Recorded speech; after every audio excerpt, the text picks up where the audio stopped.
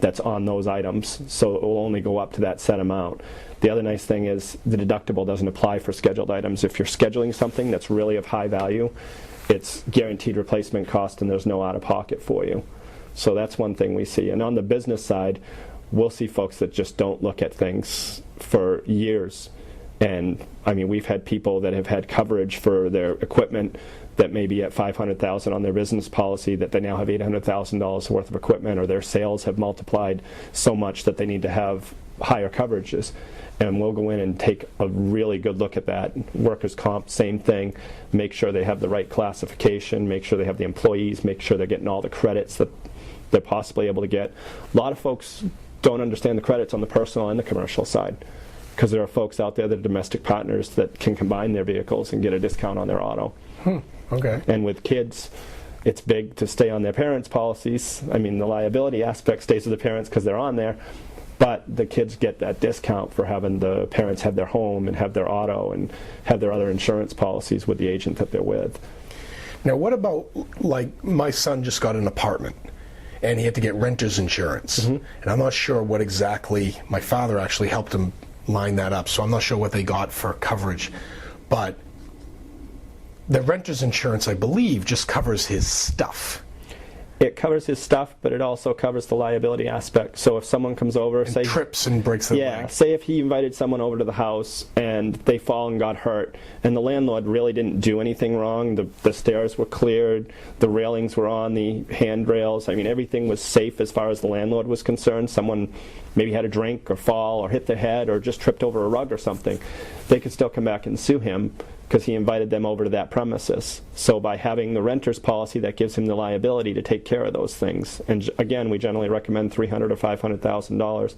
If someone has an automobile policy and they put their renter's policy with their automobile policy, most of the times it's free, or it's not very much to actually get that renter's policy, because your average renter's policy is generally about $125 to $150. I think that's what he paid. And your auto, if you've got a one car or two cars, or you're paying like $800 or $900, you're going to get probably a 15 or 20% discount on your auto by adding that renter's policy with the same company. The other big thing is the loss of use. So if he had a fire in his location and he was displaced from that property, it will give him certain amounts, generally up to $5,000, for him to go rent another apartment until he can get back into his. So it will give him that money to pay for down payment on the apartment and maybe a first few months worth of rent. It will also pay for additional amounts for food and clothing and things like that. Right. And it does pay for his personal property on top of that. I'll have to check and make sure he has all that. Yeah, and medical payments is the big thing too, because if someone just wants their medical bills taken care of, unfortunately these days most people have a higher deductible or a higher out-of-pocket, so we generally recommend about $5,000 there as well. Now, going back to the scheduling, that's an interesting thing, because I think a lot of people don't schedule items. And if you're listening, we're talking to Leroy Crockett from Foy Insurance. So if you're listening and you don't know what schedule means, it means that you have certain items in your home that have specific values, and you want to separate those from your general policy, so that, and it's called scheduling. So at what point should an item be scheduled? $1,000, $2,000, $5,000? Is there any kind of magic number on that? We have some folks that will schedule everything. I mean, generally, it's going to be any one item over $2,500 or $5,000, because generally with your base insurance policies, those are going to be maximum limits in the policies. You can get a policy that will give you an endorsement, which will raise those limits up. We try to provide a policy that has higher limits on those items anyways, but the big thing is if you're carrying, say you're carrying a $2,500 deductible on your homeowner's insurance policy, and you have a diamond ring that's $2,500. Do you want to pay the $2,500 out of pocket if, like one of my clients did, they went deep sea fishing, flung the rod, and flung the $5,000 diamond ring with the rod? Oh my goodness. She had it scheduled, so she's able to get it fully taken care of, but there was no out of pocket for her. Had she not had it scheduled as a personal articles policy, then she would have had that $2,500 out of pocket on her homeowners, and she only would have got $2,500 back on that item, whereas she had it scheduled, she got $5,000 to go buy that exact ring. Same thing with earrings. Ladies have earrings, pair sets. If you lose one pair of your earrings, it will replace the pair or the set. Fine arts is a big thing. Yeah, If you've fine got- arts is... I mean, you never know with a painting. So Right. it could be something that's worth nothing now, but if the artist dies, it could be worth something that's worth $5,000 or $10,000 immediately. And does it cost a lot more to schedule a lot of items? It's generally not. I mean, I've had people that have scheduled upwards of $75,000 worth of personal belongings, and I think the premium for that was a couple $100. And I have people that schedule like $2,000, and the premium sometimes is like $20 or $40 a year. But it's worth it because you've got that protection. You don't have to pay that out of pocket.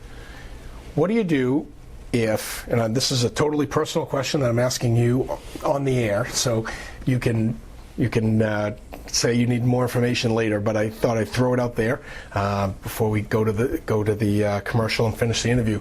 So I have, and I'll show you, because for those of you listening, we're actually sitting in my office at Volk Packaging. I own a corrugated box company in Biddeford, and Leroy came down to my office for the interview.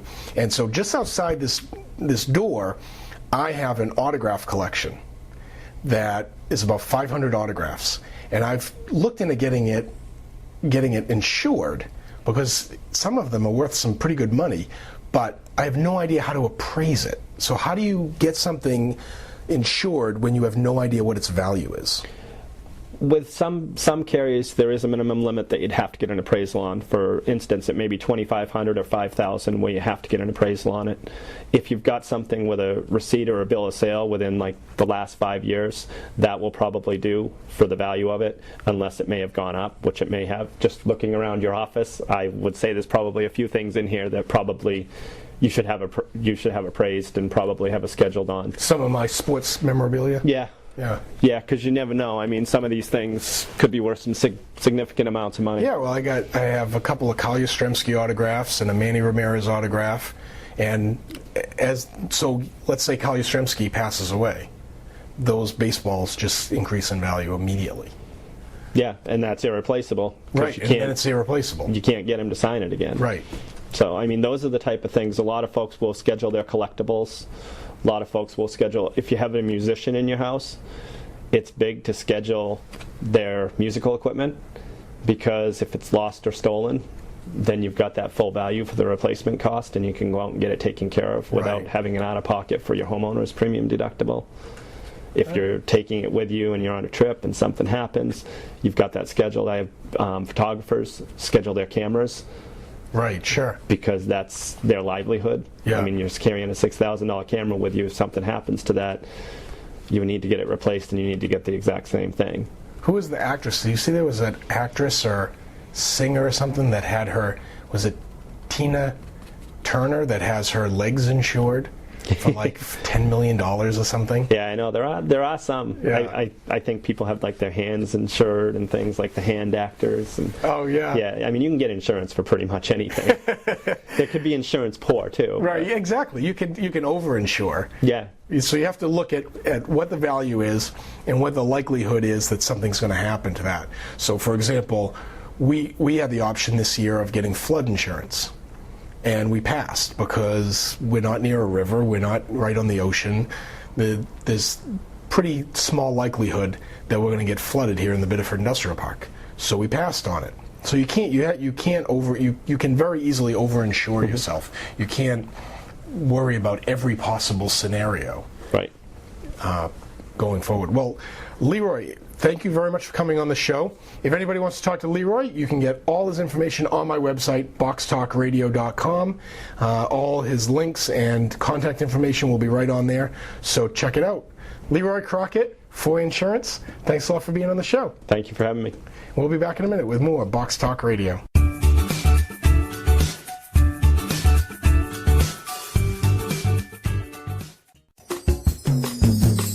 Man Socks from manbrands.club is the best way to suit your feet.